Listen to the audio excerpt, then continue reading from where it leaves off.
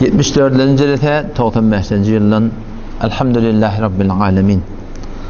Ve salatu ve selamu ala seyyidina seyyidil enbiyayı vel mursalin ve ala alihi ve sahbihi ecma'in. Elhamdülillah, Allah Teala'nın tevfiki, farz namazı Allah Tebarek ve Teala'nın mübarek öğününü okuduk.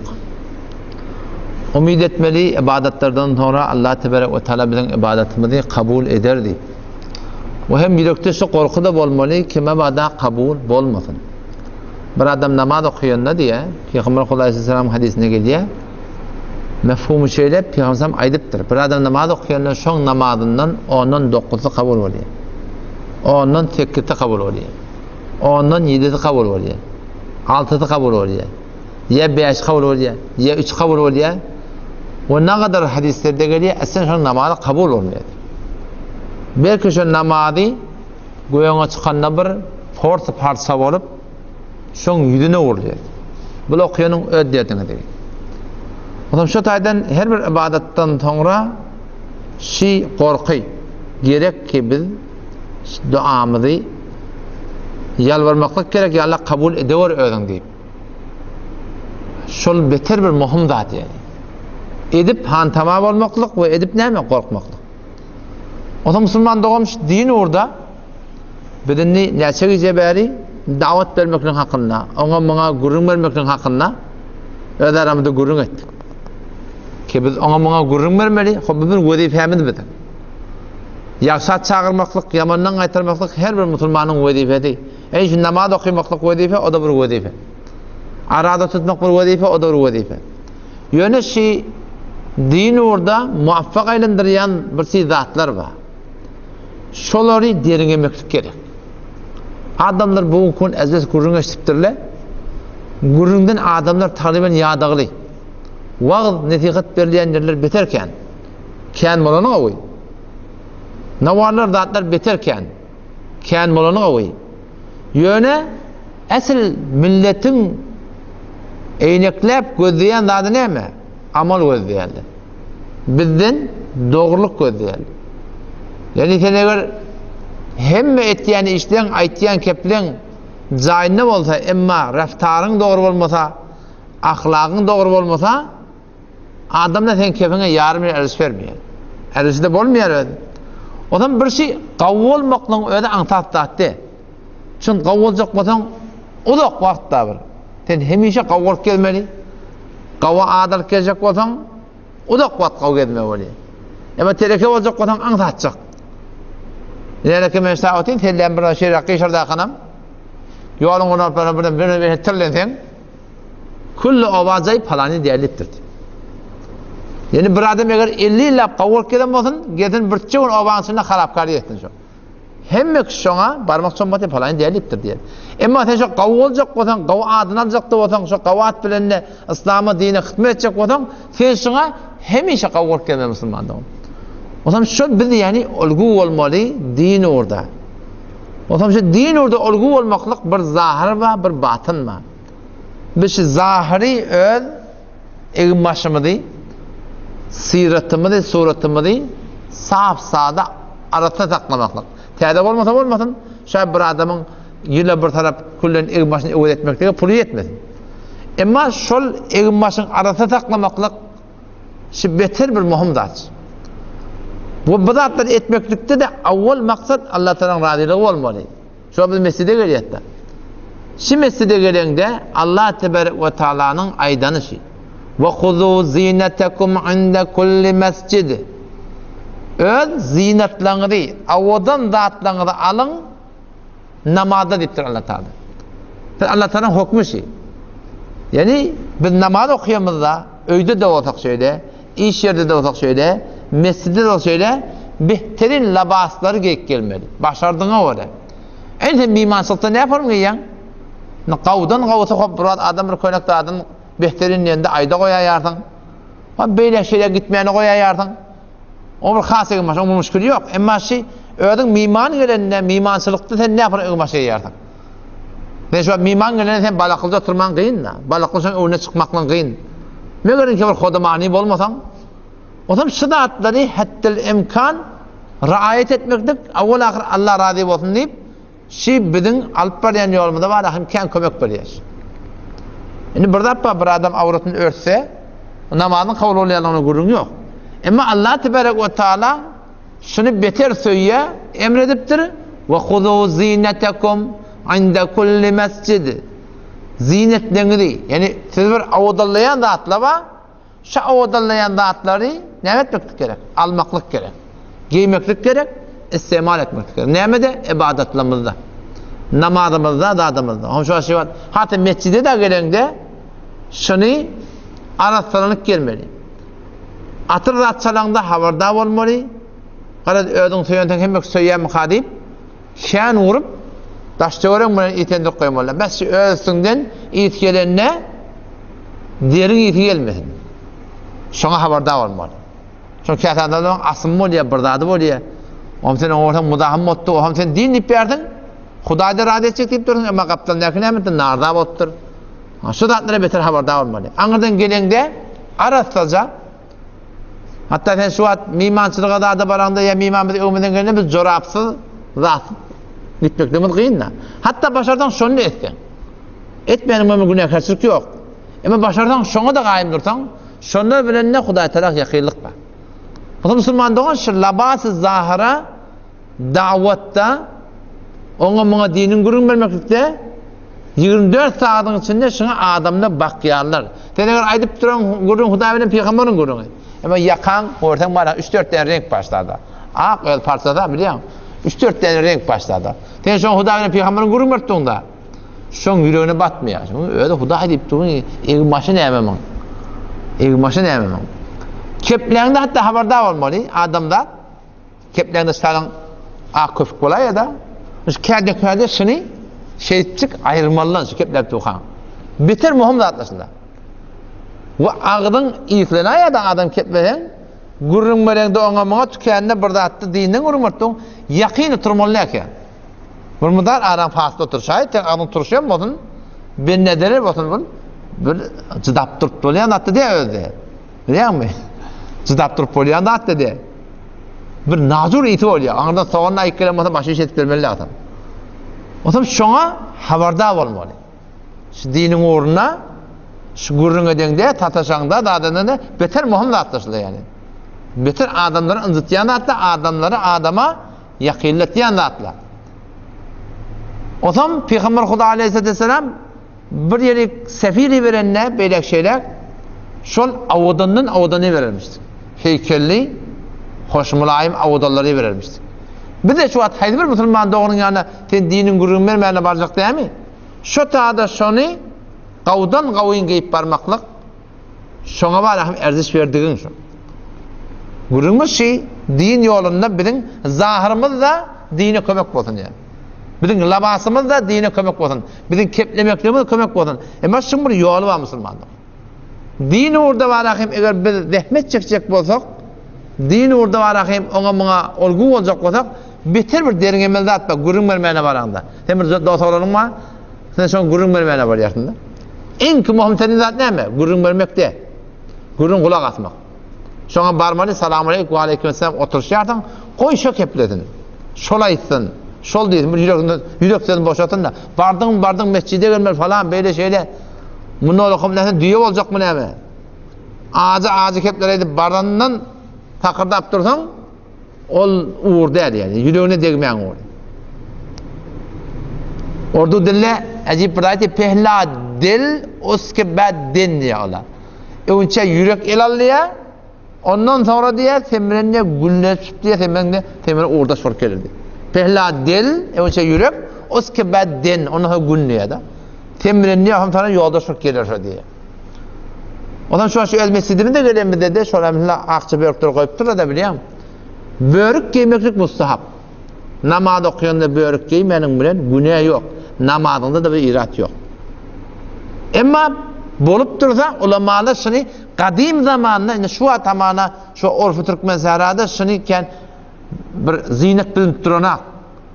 Emma bir hazaga var da börcek giyenne şuna bir has bir kıyafetten bir erziş veriyata şuna şeyden.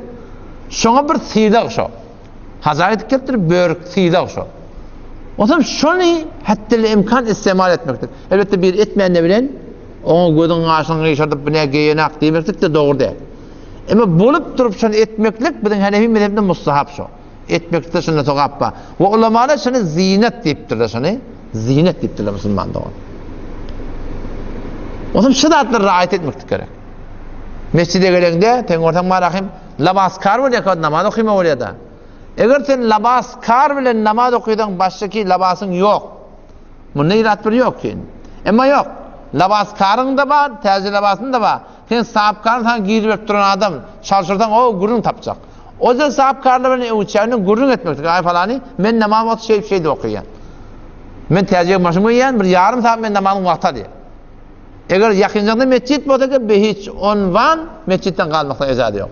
Olgu olmalı biz. Millet bizim namaz çağırıyamızı gözüye. O şu namaz çağırsın ya ödü namaza varıyor musun? Ödü mescide karşı gitiyor musun? Şunu gözüye. Milletin amalını gözüye. Dünyanın işi derekli ve hiç onvan mescitten kalmalılar. Dünyanın işinde işecek değil mi? Coşkari, telaşkari. Hayatı bir işi ki tenşotade hak etmek. Uçak hemen gurun etmeli. Aylıkta ne uçak? Namazı gurun etmeli. Çünkü Peygamber sallallahu aleyhi ve sellem aydıptır. Her kim 5 vakit namaz cemaatine kaim olsa Allah için 5 form sayılacak deyiptir.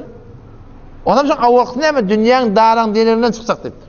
Burada 5 vakit namaz cemaatine kaim olsa dünyanın dağıran dinlerinden çıkacak. Tenşoda da coşkari içecek, telaşkari içecek, neccari içecek, durutkari içecek, mobil becerecek. Tem maksadın ne mi? Hemen halal çörek işte hep de günahın sonu diyor. Sikelmella. Bu da Peygamber böyle nuskası. Ted avval başta çınğayımlamalı. Ondan sonra aile gurur etmeli. 5 vakit namazı mudahım mı? Bolmayacak olsa evet şunu işlemelilerden. Öyle için o da ki Huda Teala'nın verdiği tağutun tağatta olmalı. Ne mi? Şol Haçan namazın vakti oluyor. Bir sürü adamlar var. Hadiste şöyle adamlara avtadul mesacid deyiptirler. Peygamber şöyle mescidden mihlar deyiptir şöyle. Mescidden mihları. Yani her vakitte mescitte bir vakit öyede gitsele yine yürek mescitte. Tağat göz tağatta. Mescitten mihlar deyiptir. Onun Peygamber şöyle deyiptir. Şıparım bir Allah'tan fazilet var. Ki eğer bir vakitte gelmese ferişte şöyle idare falan gelmedi. Yani gelmesi. Eğer dünyanın işine gitse ferişte şöyle adamı kömekçi oluyor diye şöyle adamı. Sizce bir tilak var şimdi mescitte. O da Müslüman doğan gurumu namazın sonu değil diyor ne? Gurumu bir olgu olmalı. Adamlar bizim bolup verişimizi gözleyerler. Amalımızı gözleyerler. Halka aitçimi diyalak ödümüz etmedip avvala aydan kefinde ehmiyet yok. Erziş yok tarafın yanında ödün edenak. Kılenze ne var ahim? Ten şu şey aydıp maklın ödü. Ten bir din zirtomez de ama ödü aydıp du. Ödü den hakim. Ne burada hatta var yani. Ödün etmeden aytmalılar diyen gurun da yok. Aytmalı hem etmeliler. Eğer ehyanen bir daha diba kesen edibilen hak ulamana deyip dursun ne kadar ayttığınsa ödü vücudunu öyle yaşa diye. Haydi burada hemen tehdit okuyup bilmeyen adamlar tehditten gurun var. Hebazete nezer edip bilmeyen şun günehinden ait. Mescide gelip bilmeyen şimdi adamın mescide ait. Senin aytmakla öyle sebep. Yani aslında Müslüman doğan amalımız bilen kefimden etmeli. Beraber gelmeli. Haydi bir yerde, haydi bir mekanda sen bariyatla iş melaneten şu iş melaneten girip gurun vermeli, dinin gurun vermeli, batıl ne kadar gurun var ya, kafirler ne kadar gurun var ya, yarak işi dil biliyor musun?